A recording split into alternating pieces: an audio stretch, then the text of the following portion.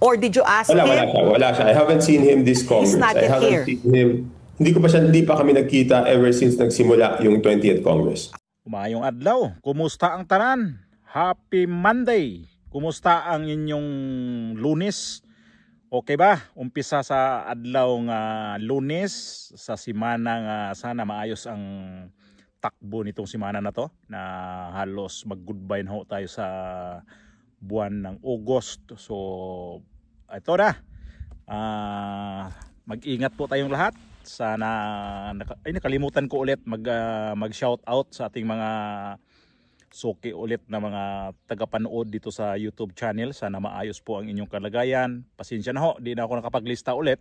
Mga ilang vlog na ba na hindi ko nakapaglista sa inyo na mag-shout out. Sana pasensyahan nyo po ako ha. Kasi busy lang po ang ating taga-chismis dito sa YouTube channel na to. Ako pa ngayon ang nagbisi-bisihan, no? So pasensya na ulit. So ito yung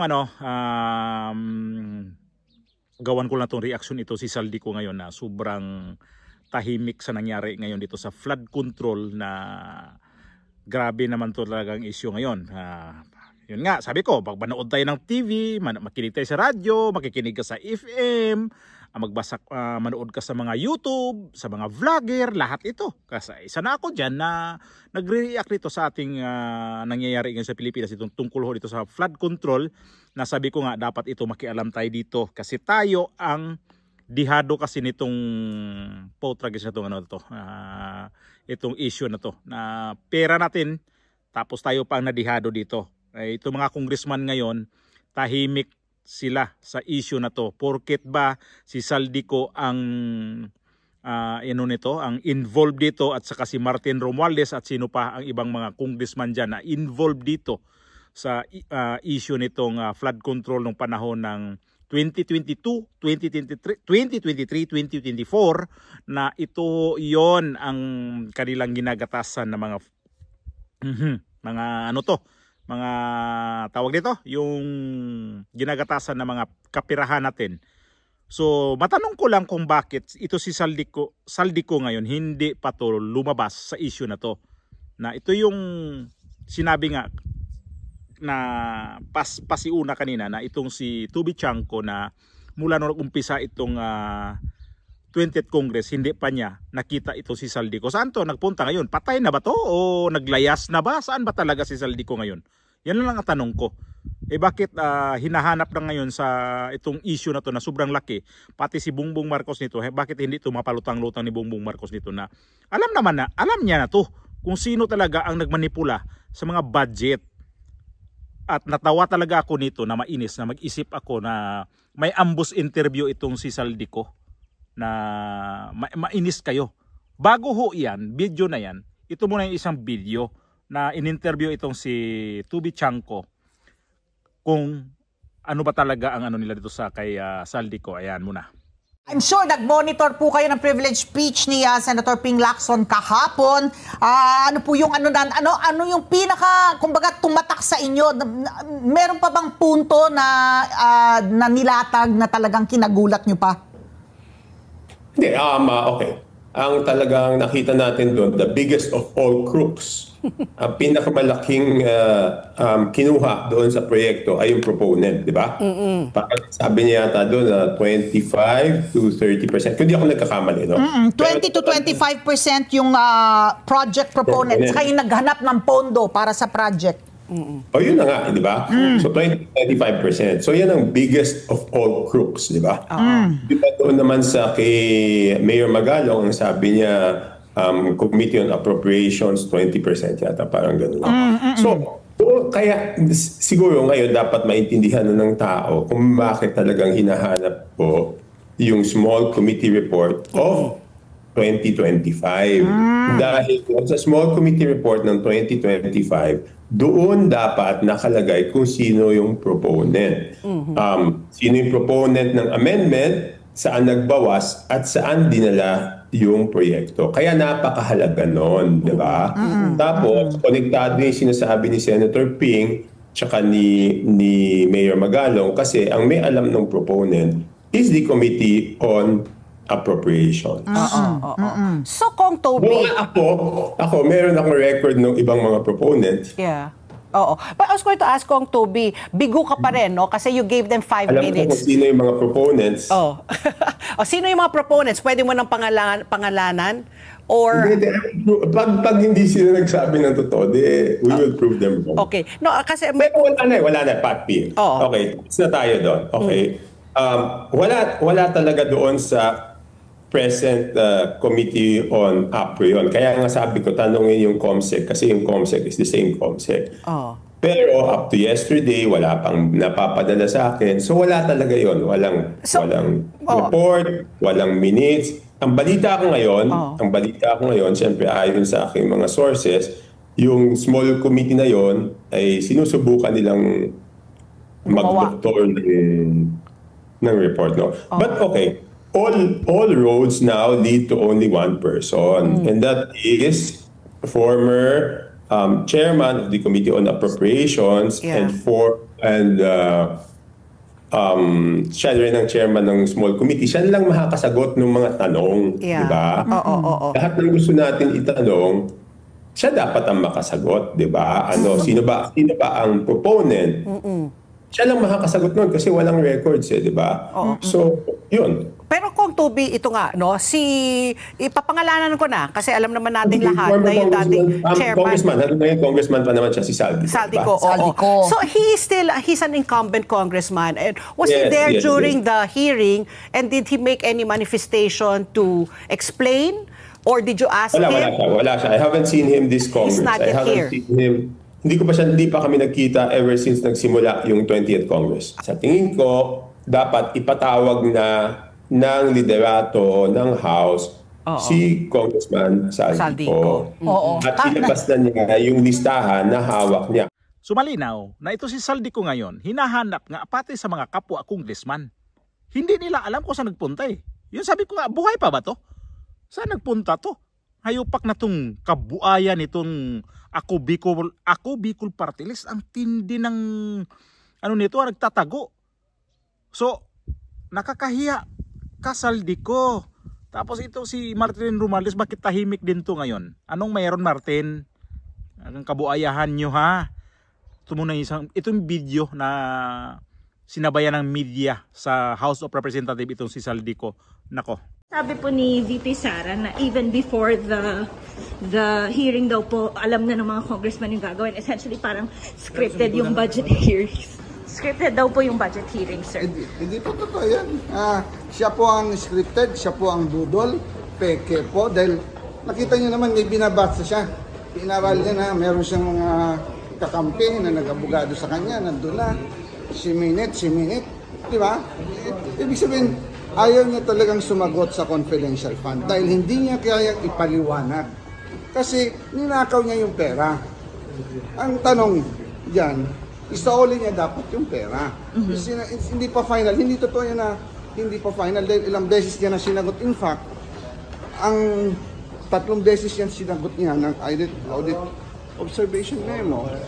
Dahil yung unang audit observation memo, yung pagkakaalam namin na medyo fully disallowed yun. Pero inayos niya yung dokumento. So kalahati lang yung kanyang kalahati na lang yung naayos niya. Okay. Sir, ano mangyayari sa budget ng OVP ngayon? After yesterday's ruling ng panel? Magkakaroon kami ng EXICOM ngayon. Sa so hopefully after this we have some decision. Pero sa marami kami nag-usap-usap kahapon, talagang hindi mo siya pwedeng pagtatiwalaan. So dapat yung pera pang ayuda, pera pang tulong sa taong bayan, ibigay sa Agency for Check and Balance. Katulad namin sa Kongreso, ang DSWD na pang ayuda sa may hirap, dapat ibigay natin sa DSWD kasi sila yung agency, parang walang politika. Siya po ang namumulitika. So talagang binubudulo tayo araw-araw. Siguro naman sa after 10 years or 6 years, alam na natin kung sino siya. Matalino po, sinasabi ko palagi, matalino po ang Pilipino, ang taong bayan. Alam nila kung ikaw nagsisinungaling, alam nila kung ikaw nabubudol, And matindi po ang karma sa 27,000 na pinatay. Kailangan po ng hustisya. Kawawa po yung mga pamilya na dinurog, na nawalan ng mahal sa buhay. Definitely tatapyasan, sir, yung budget ng OVP. If Yung proposal that will be approved, this meeting, I think majority of the ayan po ang sentiment, no? Hindi mo pwede dahil nawala na nga tayo ng pondo, ibibigay mo pa ba? Small amount pa lang yun. How much more ito ngayon? 2 billion. So,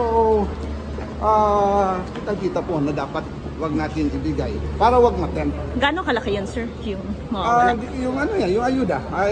Mga 50 plus million lang yun, sir. Sobra kalaki. Sobra kalaki. Okay, thank you, sir. Ay, anak ko, no? Grabe magsalita. Akala mo ang linis. Ang linis daw niya. Ang daming mga sinasabi patungkol ho dito kay VP Sara. Kakarmahin daw kasi ganito yung, di ba? Parang lahat nangyayari ngayon, nangyari sa kanya ngayon, ay ginawa niya kay VP Sara. Bakit siya ngayon hindi humaharap dito sa mga hearing, dito sa mga,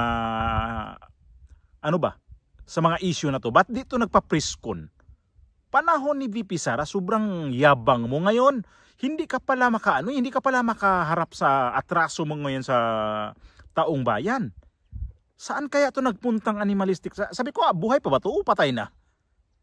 Tapos ang sinasabi niya dito, hindi na konsensya si VP Sara sa kanyang mga budget. Ito ngayon ang ginawa mo. Ilang bilyon ang ilang bilyon ang perang sinayang ninyo. Ilang bilyon ang pera ng taong bayan ang hinahabol ngayon ng gobyerno na hindi ka nga nagpakita ni kahit anino mo. Maganda to si Saldico, kulamin ko to. Kulamin to kasi ang tindi ng nito, ang tindi ng pasaring kay VP Sara. Ang dami niya mga sinasabi tungkol kay VP Sara, pero ngayon kalalaki mong tao, Saldico, hindi ka humarap dito sa dito sa issue na to. Ano nangyari sa iyo? Ang kapal ng mukha nito. Ay nako, kapag ganito ang klaseng congressman, dapat ito tanggalin to sa pagka-congressman. Bakit si Bongbong Marcos pinabayaan mo na nasa labas? Ngayon naramdaman mo na kung anong ginawa mo sa kay VP Sara. Ramdam na ramdam to ngayon, sigurado, imposible hindi. Hindi to, di ko maniwala dito na hindi to naramdaman ang kanyang takot ngayon at saka naisip niya siguro na ito na ba yung gaba, ito na ba yung karma ni VP Sara na bumalik na sa akin na ang kapwa ngayon mga congressman hinahanap ka na nakakahiya ka. Ang tindi ng ang tindi ng pagmumukha mong tao na to. Ang mga sinasabi mo ngayon kay VP Sara, ikaw pala mismong may kagagawan. Ay nako. Saan ka kaya ngayon nagtatago? Nagtatago to sigurado eh. Ang ko nito sa kanya, nagtatago? Buhay pa ba to? O patay na to? Yan lang yung tanong ko dito sa kanya. Ba't ka magtatago? Kung wala ka talagang tinatago na mga issue, harapin mo na yan. Huwag mo nang antayin na isumon ka pa, huwag mo nang antayin na ipatawag ka pa, mismo na ikaw lalabas. Hindi ka bata, hoy. Congressman ka. Kabuaya mo, kawalang hiya mo. Tapos magsalita ka patungkol kay VP Sara. Ang ang lakas mo magsalita sa ganung mga sinasabi mo na mananagot o kaya harapin ni VP Sara. Ikaw nga hindi ka makaharap, kalalaking tao mo. Si VP Sara sumusugod noong time na yun, noong nakaraang taon sa House of Representatives, pero pinahirapan nyo. Halos nyo doon ang mukha ni VP Sara, halos nyo balibalik ta rin na ito yung babae na to, itong Vice Presidente na to magnanakaw. Ngayon, kayo pala ang magnanakaw. Pinagdiinan nyo, pinagtulong-tulungan nyo dyan sa House of Representatives dati. Sino-sino kayo mga congressman na pinagtulong-tulungan nyo dito? Ikaw, isa ka dito. Ang lupit ninyo. Ngayon, ito na yung gaba ni VP Sara. Bumalik na talaga sa inyo. Kapag ang tao talaga na malinis ang mga pinagagawa, babalik at unti-unting makikita sa mga tao. Tapos ang sinasabi mo, nakikita sa mga tao ang ginagawa ni VP Sara dati. Ngayon, nakikita ko nga yun eh. Ngayon nakikita na ng mga tao kung ano talaga ang mga pinagagawa ninyo mga congressman kayo. Kayo mismo ang hindi gumawa ng maganda. Ikaw at saka itong si Tambaluslos, itong isang buaya na kasabwat mo. Pera namin yan. Mga lintian man kayo.